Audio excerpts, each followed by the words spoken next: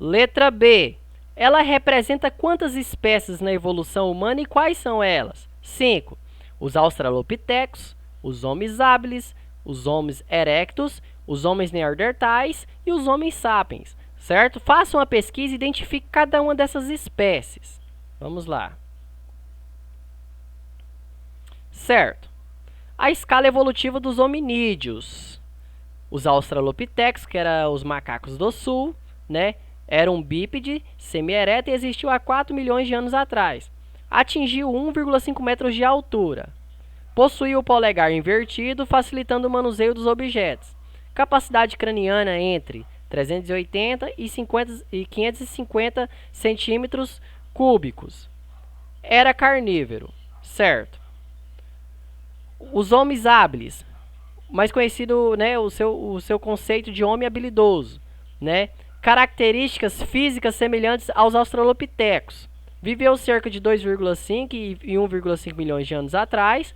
Atingiu 1,57 metros de altura. A sua capacidade craniana está entre 550 e 680 centímetros cúbicos, né? Então aqui eu tinha 550, já subiu para 680. Lembrando vocês que aqui é a capacidade cognição, né, de conhecimento, que eles querem dizer aqui, certo?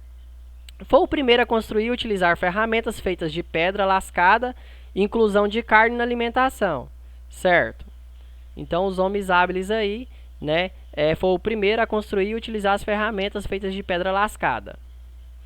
Os homens erectus, né, o homem ereto, bípede com a capacidade de manter ereto, que existiu há cerca de 1,8 milhões a 50 mil anos atrás.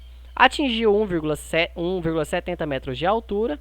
A utilização do fogo para se proteger dos animais selvagens e a sua capacidade craniana era entre 750 a 1.250 centímetros cúbicos. Possuía a capacidade de produzir objetos de pedra e madeira, certo? Então, temos aqui o Homo erectus, né? Os homens sapiens, homem sábio, era um caçador carnívoro. É a espécie atual da humanidade, surgida há cerca de 200 a 150 mil anos atrás. Habilidade para produzir objetos de dimensões reduzidas. Prática de pinturas rupestres e construções de estatuetas, né? Estátuas também. Desenvolvimento de pensamento abstrato e simbólico. Capacidade craniana entre 1.400 a 2.000 centímetros cúbicos. Desenvolveu arco flecha, embarcações, cerâmicas, né? Tecelagem e agricultura, certo?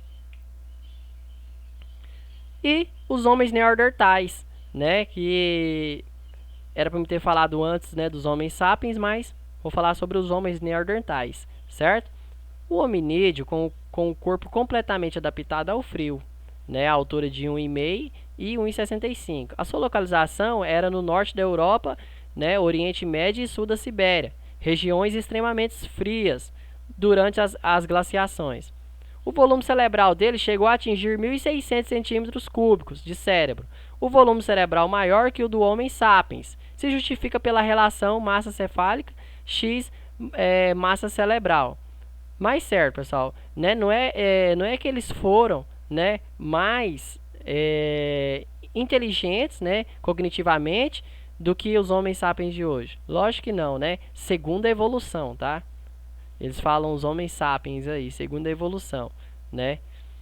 Tecnologia. Eles foram os primeiros hominídeos a desenvolver objetos de pedra lascadas com pontas, ainda distantes de arco e flecha. Localização temporal. Surgiram em 4.000 a.C. e desapareceram por volta de 28.000 a.C.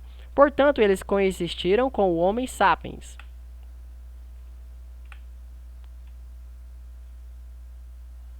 Vamos lá para a questão 2. De todas as espécies, qual é a única que se espalhou e conquistou os 5 continentes do planeta? Os homens sapiens, certo? Questão 2 agora. Sobre a imagem 2, responda. Identifique qual é a explicação para o aparecimento do ser humano na Terra. Ela representa o criacionismo, né? Foi onde eu voltei lá atrás.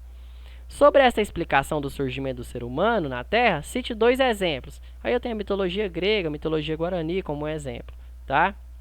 Escreva com suas palavras o que consiste de cada uma das 2 explicações do surgimento do ser humano na Terra.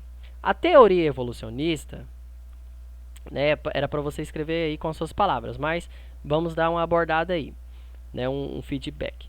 A teoria evolucionista parte do princípio de que o homem é o resultado de um lento processo de alterações, mudanças. Esta é a ideia central da evolução. Os seres vivos vegetais e animais, incluindo os seres humanos, se originaram de seres mais simples, que foram se modificando ao longo do tempo. O criacionismo é a crença religiosa de que a humanidade, a vida e a Terra e o universo são criação de um agente sobrenatural. Então ficou bem explicado, né, pessoal? Que a teoria evolucionista parte do princípio de que o homem é o resultado de um lento processo de alterações e mudanças, né?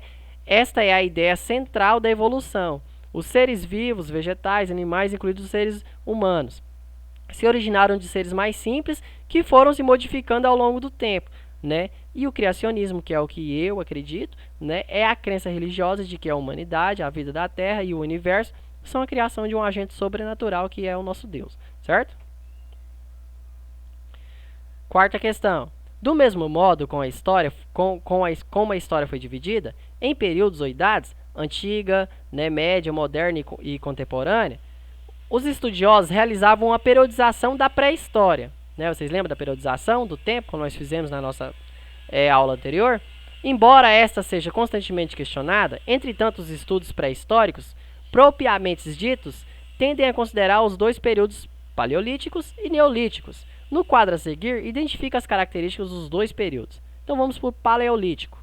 O paleolítico, ou a idade da pedra lascada, tem-se em vista os instrumentos rudimentares de pedra, de madeira ou de osso. Suas características são o nomadismo e a subsistência, né, baseada na caça, mas também voltada para a pesca e coleta de vegetais. No Neolítico, é neste período que o homem finalmente dominará a agricultura, domesticará os animais, o que possibilitou a sua fixação com determinados locais.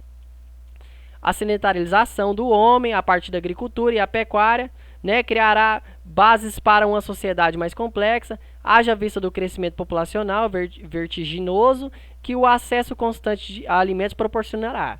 Desta forma, foi durante este período que as primeiras cidades surgiram, trazendo com elas novas possibilidades e necessidades a essas populações. Certo? Então tem o período paleolítico, né, que ficou marcado como a idade da pedra lascada, e o período neolítico, né, que é o período atual em que nós vivemos, né, que nós passamos aí a dominar a agricultura, né, a domesticar os animais, né, então assim, ficou dividido por esses dois períodos, certo?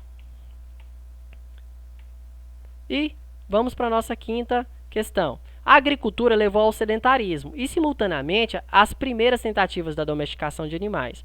Com base nas imagens e os textos já lidos, identifica os tipos de sociedades retratadas nas imagens e descreva as modificações da natureza e da paisagem realizada pelos dois diferentes tipos de sociedade. É uma resposta pessoal, mas vamos frisar aqui. Na primeira imagem, certo? Na primeira imagem aqui, retrata o período paleolítico, né? Vê as características na resposta anterior, como exemplo aqui a pedra, né, os ossos, né, que eles utilizavam como armas, né, e para preparar o seu acomodo, né, que é a sua casinha e tal. Na segunda imagem, período neolítico, eram os povos sedentários, né? Ver características na resposta anterior, onde tem tudo, né, agricultura, né, domesticava os animais, tudo fácil, colhia, já lhes se alimentavam, né? Então isso ficou marcado aí o período neolítico, né, que é o período atual que vivemos no condomínio da agricultura, os animais selvagens, tudo fácil, né? E o período, né, paleolítico, que ficou conhecido como a idade da pedra lascada, certo? Muito obrigado vocês, viu, por ter participado da nossa aula. Espero que vocês tenham acolhido, né, e adquirido algum conhecimento referente ao nosso conteúdo e referente à nossa disciplina, beleza? Um abraço!